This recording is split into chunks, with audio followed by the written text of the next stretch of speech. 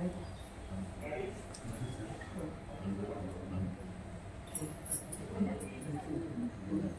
आहे माझ्या धक्का 40,000 नाकाचा असेल डोबळून मागवायला खाली घे ना डोकं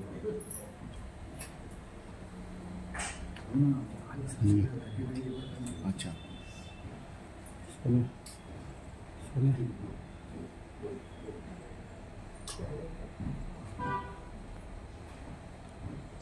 बस तुकाला आले ना ते उपाय कशाला घेतो लोक वर करू लोक वर करू करते त्याच्या हल्ला या म्हणते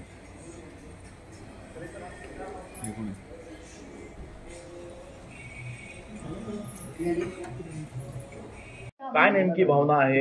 एक मोठा संघर्ष आता पुढे आपल्याला 20 दिवस करायचा आहे. वक्रतुंड महाकाय सूर्यकोटी समप्रभ निर्विघ्नं कुरु मे देव सर्व कार्येषु सर्वदा. आपली संस्कृती परंपरा जपत श्री गणेश भगवानची पूजा करत आज जो आपला एक लोकशाहीचा उत्सव आहे, ज्या उत्सवाची सुरुवात फॉर्म भरण्यापासून आज आम्ही केली. मला असं वाटतं की औक्षण हे आमच्या संस्कृतीतलं एक पवित्र असं परंपरा मानली जाते आणि त्या परंपरेप्रमाणे आज घरातल्या आईने, सासूबाईंनी, माझ्या भगिनींनी, माझ्या वहिनी, माझ्या बहिणी यांनी सगळ्यांनी औक्षण केलं. आणि मला असं वाटतं की औक्षणामध्ये ती ताकद आहे की कुठलाही विजय संपादन करत असताना औक्षण हे नेहमीच एक सौभाग्याचं, भाग्याचं प्रतीक मानलं जातं. मला असं वाटतं की आज या निवडणुकीमध्ये फॉर्म भरत असताना आज श्री गणेश वंदन करून प्रभू श्री रामचंद्रांचं दर्शन घेऊन, आपली गोदावरी तीरी असलेली मातेचं दर्शन घेऊन, श्री कपालेश्वराचं दर्शन घेऊन आणि भव्य अशा सगळ्या जनतेच्या आशीर्वादाने आज हा फॉर्म भरला जाईल.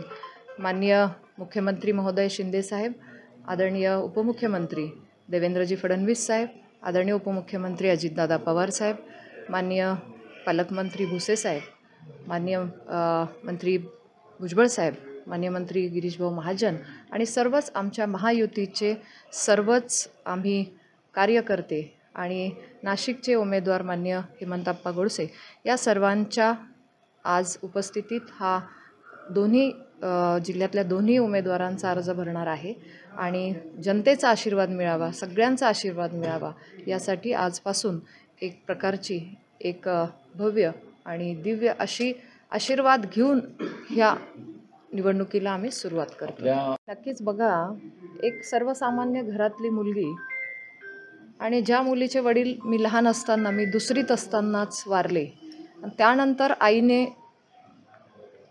पूर्ण सांभाळून उभं केलं, शिक्षण केलं, शिक्षणासाठी ती आग्रही राहिली.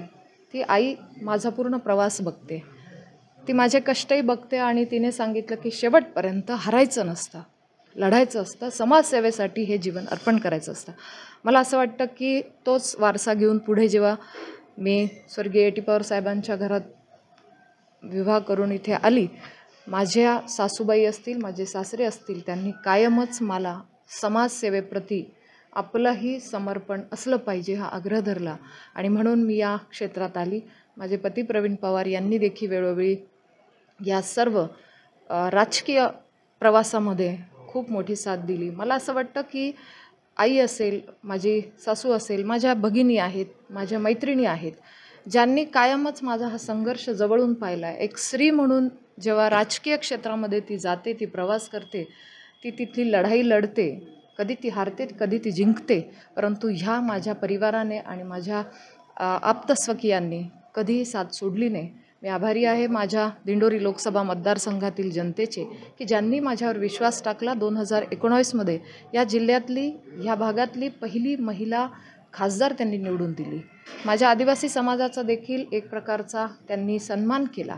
मला असं वाटतं याची दखल श्रेष्ठींनी घेतली की आज आपल्या जिल्ह्याला पहिल्यांदाच केंद्रातलं मंत्रिपदही मिळालं आणि एक आदिवासी समाजाची मुलगी, एक कन्या इथली चांगलं काम करत असेल तर त्या मतदारसंघातल्या लोकांचं सुद्धा किती मोठं योगदान आहे, इथल्या लोकांची किती चांगली भावना आहे की स्त्रियांनी या क्षेत्रात आलं पाहिजे. मला असं वाटतं की माझा मतदारसंघ, माझा जिल्हा एक वेगळा सगळ्यांना एक संदेश देतो की स्त्री शक्तीचा सन्मान नुसतं बोलत नाही तर त्यांनी करून दाखवलं. 5 वर्ष या निवडणुकीला सामोरे जाताना या प्रश्नांचा नाही, मी सातत्याने मतदारसंघात प्रवास करते आणि गेल्या 5 वर्षापासून सुद्धा मी कांदा प्रश्नावर सातत्याने लक्ष ठेवून आहे. जेव्हा जेव्हा भाव कमी झाले असतील तेव्हा तेव्हा याला पर्याय काय त्यासाठी प्रयत्न केले. अनुदानाच्या माध्यमातून राज्य सरकारने देखील मदत केली आहे. मुख्यमंत्री महोदय शिंदेसाहेब, उपमुख्यमंत्री महोदय फडणवीस साहेब यांनी देखील कांद्याला अनुदान दिलं. जेव्हा जेव्हा भाव कमी झाले असतील तेव्हा तेव्हा नाफेडसारखी एजन्सी उतरून ते भाव स्थिरीकरणासाठी सुद्धा चांगले प्रयत्न केंद्र सरकारने माननीय पियुष गोयलजी मंत्री महोदय त्यांच्या भेटीनंतर झाले. त्यानंतर देखील गारपीट असेल, कांदा पिकाचं नुकसान असेल, ती नुकसान भरपाई देखील ह्या आपल्या जिल्ह्याला मिळाली. आमची एकच मागणी आहे की भाव चांगला असला पाहिजे. किमान 1500 ते 2000 पर्यंतची अपेक्षा शेतकऱ्यांची आहे, जी त्यांनी बोलून दाखवली.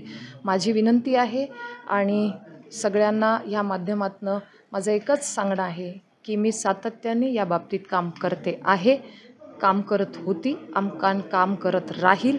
आजही मी दिल्लीला रोज माझं फॉलोअप चालू आहे की याच्यामधून सकारात्मकतेने निर्णय घ्या आणि त्याचा परिणाम असा झाला की 6 देशांना आज कांदा निर्यात सुरू झालेली आहे आणि त्या माध्यमातून कुठेतरी दिलासा मिळण्यासाठी अजून काही प्रयत्न करावेत ही माझी मागणी आहे आणि त्यावर सरकार सकारात्मक आहे. थँक्यू.